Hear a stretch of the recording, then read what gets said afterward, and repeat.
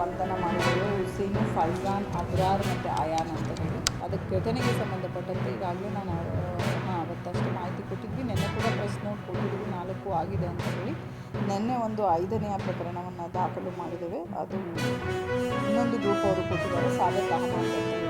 ಅದು 7 ಜನರ ವಿರುದ್ಧ ಕಂಪ್ಲೇಂಟನ್ನು ಮಾಡಿದ್ದಾರೆ. ಅದನ್ನು ಕೂಡ ನಾವು ಈಗಾಗಲೇ ದಾಖಲು ಮಾಡಿದ್ದೇವೆ. ಮಗ ಹಸೇನಿ ಬಂಧನ ಆಗಿದೆ. ಒಬ್ಬರೇ ಹೌದು, ಅವ್ರಿಗೆ ಕೂಡ ಬಂಧನ ಮಾಡ್ತೇವೆ. ಅವ್ರಿಗೆ ನಮ್ಮ ಈಗಾಗಲೇ ತಂಡಗಳು ಕೂಡ ಅದರಲ್ಲಿ ಕಾರ್ಯಪ್ರವೃತ್ತರಾಗಿದ್ದಾರೆ. ಶೀಘ್ರದಲ್ಲೇ ಅವ್ರಿಗೆ ಕೂಡ ಬಂಧನ ವಿಚಾರಣೆಯ ಸಂಬಂಧ ಕರ್ಕೊಂಡು ಬಂದಿದ್ವಿ. ವಿಚಾರಣೆಗೆ ಬಂದು ಕಳಿಸಿದ್ದಾರೆ. ಹೌದು, ಯಾರ ಮೇಲೆ? ಹಾಂ, ಹೌದು, ಒಬ್ಬರ ಮೇಲೆ ಇದೆ.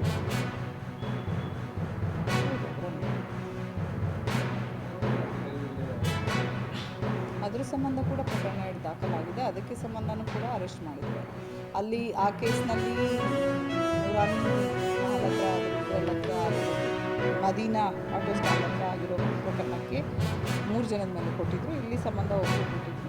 ಅದಕ್ಕೆ ಕೂಡ ಅದರಲ್ಲೂ ಕೂಡ ಬಂಧನ ಅಲ್ಲಿ 66ರಲ್ಲಿ ಆರಂಭ ಆಗಿ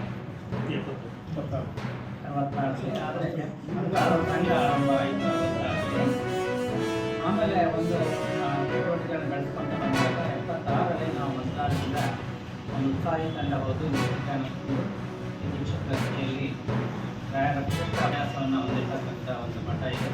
ಹಾಗಾಗಿ ಇದನ್ನು ಸುವರ್ಣ ಮಹೋತ್ಸವವನ್ನು ವಿಶೇಷವಾಗಿ ಕಾರ್ಯಕ್ರಮವನ್ನು ಹಮ್ಮಿಕೊಳ್ಬೇಕು ಅಂದರೆ 9 ದಿನಗಳವರೆಗೆ 9 ವಿವಿಧ ಮಠಾಧೀಶರು ಕೂಡ ಬರ್ತಾ ಇದ್ದಾರೆ. ಹಾಗೆ ವಿವಿಧ ಪಂಡಿತರು ಕೂಡ ಒಂದು ಉಪನ್ಯಾಸವನ್ನು ಮಾಡಿದ್ದಾರೆ. ಅದರೊಟ್ಟಿಗೆ ಸಾಂಸ್ಕೃತಿಕ ಚಟುವಟಿಕೆಗಳು ಮತ್ತು ನೃತ್ಯ, ಯಕ್ಷಗಾನವನ್ನು ಕೂಡ ನಾವು ಈ ಹಂತದಲ್ಲಿ ಹಮ್ಮಿಕೊಂಡಿದ್ದೇವೆ. ಆ ಕ್ರಮದಲ್ಲಿ 1ನೇ ದಿನ 17ನೇ ತಾರೀಕು ಮಂಗಳವಾರ ಮತ್ತು 18ನೇ ತಾರೀಕು ಬುಧವಾರ ಸಂಜೆ 6ರಿಂದ 7:30ವರೆಗೆ ಬ್ರಹ್ಮಣ್ಯಾಚ ಇವರು ವಿಶೇಷವಾಗಿ ರಾಯರ ಬರೆದಿರ್ತಕ್ಕಂಥ ಪ್ರಾಸಂಕಲ್ಪ ಗದ್ಯದ ಬಗ್ಗೆ ಉಪನ್ಯಾಸವನ್ನು ಮಾಡಿದ್ದಾರೆ. 18ರ ರಾತ್ರಿ ಶ್ರೀ 1800 ವಿದ್ಯಾರ್ಥಿ ಉತ್ಪಾದನೆ ಮಾಡಲು ದಾವಣಗೆರೆಗೆ ಆಗಮಿಸ್ತಾ ಇದ್ದಾರೆ. ಅವರನ್ನು ವರ್ಗಾಂಚಾರ ಸೇವಾ ಸಂಘದಿಂದ ಮೆರವಣಿಗೆ ಮೂಲಕ ನಮ್ಮ ದೀಕ್ಷಿತರಿಗೆ